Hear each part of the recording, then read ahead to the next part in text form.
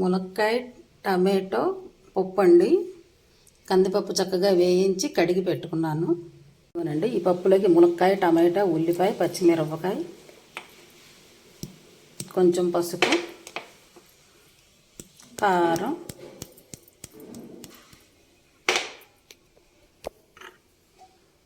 Water పోసుకొని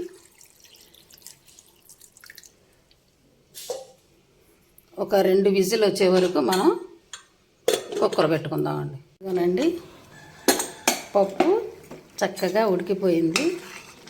ఇదిగో చూసారా ఎంత చక్కగా ఉడికిందో పప్పు. ఈ పప్పులోకి మనం కొద్దిగా చింతపండు రసం పోసుకుందామండి. చింతపండు రసం పోసుకొని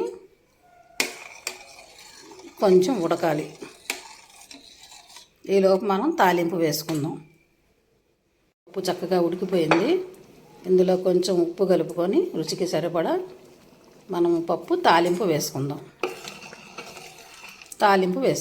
ఇదిగోనండి, తాలింపుకి కొంచెం నూనె వేసాను, కొద్దిగా నెయ్యి వేసుకుందాం.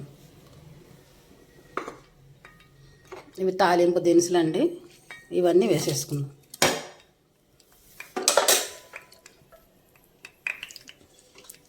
కరివేపాకు,